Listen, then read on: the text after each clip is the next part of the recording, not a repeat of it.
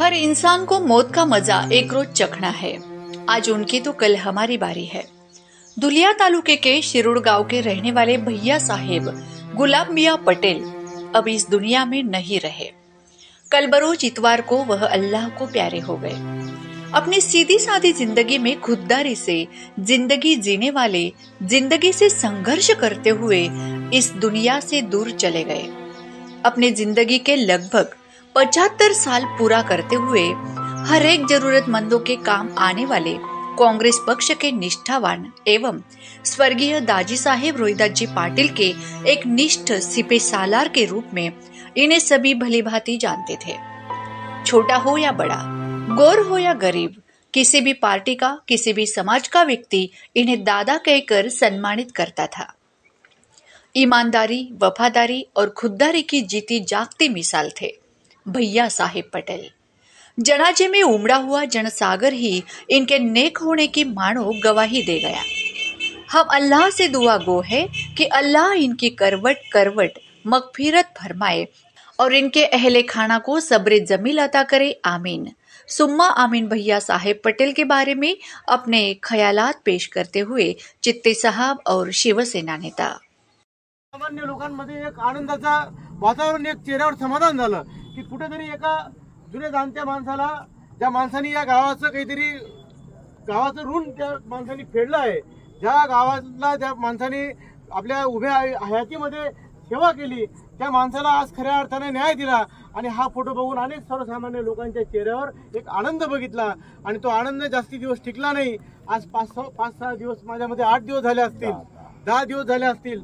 10 दिवसानंतर पुन्हा व्हॉट्सअपवर तो फोटो आम्ही बघितला आणि आम्हाला भयानक मोठा धक्का बसला की दादांचं आज खरं निधन झाल्यानंतर एक वाईट वाटलं की उभं आयुष्यभर ज्या माणसाने लोकांची सेवा केली, कुटुंब हे माझं गाव आहे, माझं कुटुंब हे कुटुंब नाही, गाव माझं कुटुंब आहे, ही भावना मनामध्ये ठेवून दादांनी कायमस्वरूपी काम करत असले।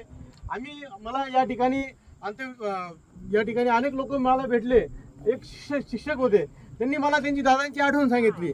एका तहसील कार्यालयामध्ये कुणबीची नोंद अजीर्ण झाली होती, पण तहसीलदार ती नोंद देत नव्हते आणि ते देत नसल्यामुळे त्या ठिकाणी त्या शिक्षकाला नोकरी मिळत नव्हती।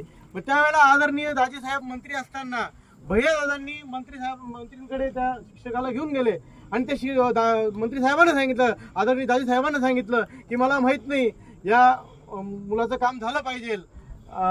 आपल्या संजय मराठे म्हणून आमच्या गावातले शिक्षक आहेत, त्या दाजी साहेबांना आग्रह धरला आणि त्या ठिकाणी त्याचं काम त्या तहसीलदारांना चेअरमन पदावर काम करण्याची संधी देखील दिली। एक अतिशय ज्येष्ठ असं व्यक्तिमत्व त्यांच्या जाण्यामुळे केवळ त्यांच्या परिवारात नव्हे, केवळ पटेल परिवारावर नव्हे, केवळ मुस्लिम धर्मियांवर नव्हे, तर सर्व जाती धर्मांच्या माणसांवर हे आलेलं एक मोठं दुःख आहे आणि हे दुःख कळणं निश्चितपणे सोपं नाही।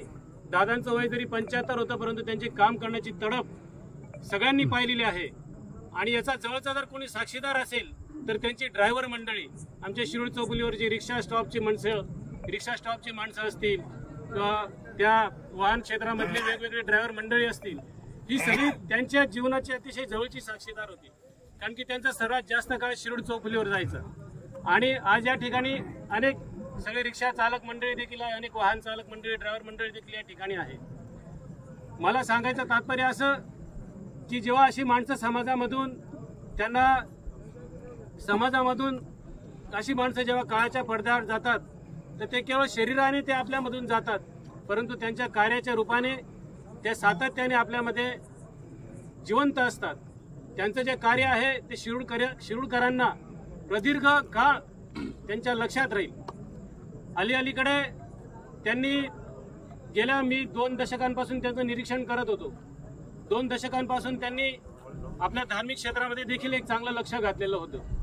मस्जिदी असतील, गावात 2 मस्जिद आहेत, त्या मस्जिदींमध्ये काय सुविधा असल्या पाहिजेत, काय नको असलं पाहिजेत, मुस्लिम धर्मियांच्या काय अडीअडचणी आहेत, यांची अतिशय व्यक्तिगत जातीने चौकशी करायची आणि त्यासोबतच सर्वांसाठी रात्रंदिवस झटायचे। असली माणसं जेव्हा समाजामधून काळ हिरावून नेतो, तर हे केवळ एका धर्माचं नुकसान नसतं, तर ते एका गावाचं आणि एका समाजाचं मोठं नुकसान असतं।